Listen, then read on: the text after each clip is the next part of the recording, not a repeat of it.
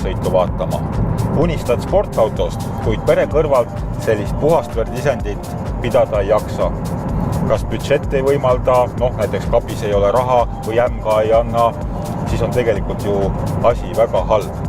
Kuid kus häda kõige suurem, seal abi kõige lähem. Mine Fordi esindusse ja kraba sealt endale universaalkerega Ford Focus ST.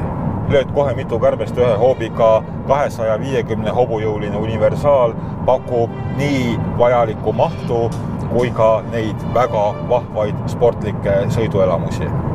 Just eelmisel korral nautisime uut Ford Focust, selle ülivinge disaini ja tehnilisi lahendusi, kuid paraku pole see auto veel müükigi jõudnud, rääkimata siis selle tippversioonidest.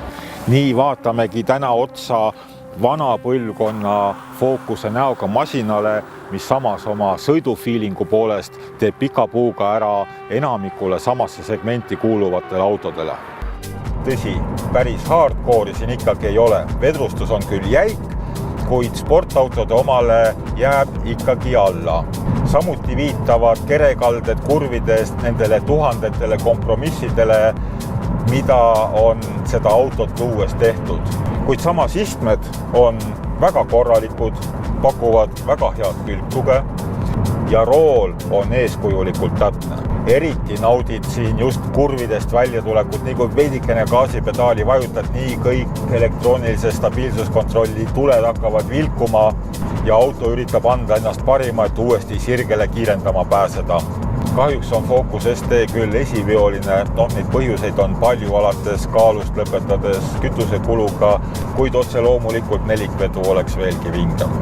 ESP tavasõidul maha võtta polegi vist eriti mõtet, 350 Nm pole just päris poisike pöördemoment ning kontroll auto üle võib üsna kiiresti kaduda. Aga otse loomulikult sellisest autost lausa tahaks kogu aeg viimast võtta. Kogu selle kurja juur asub siin.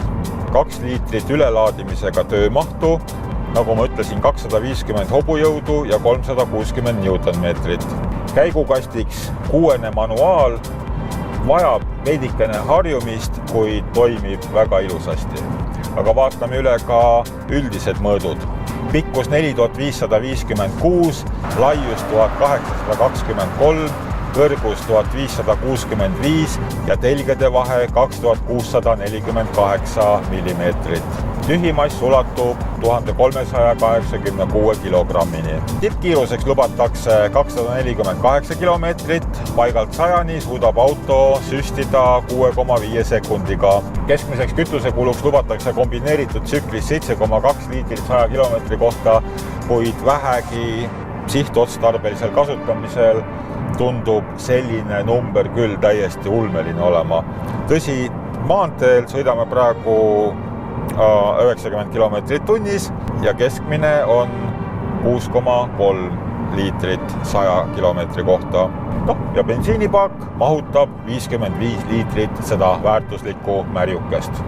Pagasiruum mahutab 476 liitrit ning võimaldab rajapäevale kaasa võtta kogu perekonna ka siis, kui mõni lastest tahab vahepeal jalgrattaga sõita või kitarret tinistada. Siia mahub tõepoolest kõik ära. Laseme tagumiste istmete seljatoed alla ja see maht kasvab siin lausa 1516 liitrini.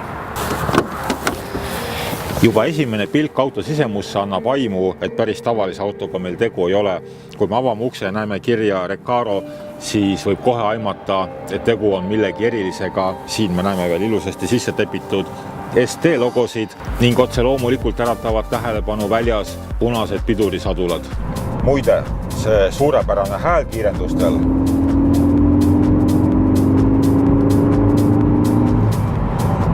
pole mootori enda hääl, vaid see saadakse spetsiaalsest generaatorist. Uue põlvkonna Ford Focus ST jõuab turule alles päris mitme aasta pärast. Seniks pakub väga ehedaid elamusi see. Aga meie näeme teiega juba järgmisel nädalal. Seniks nägemist.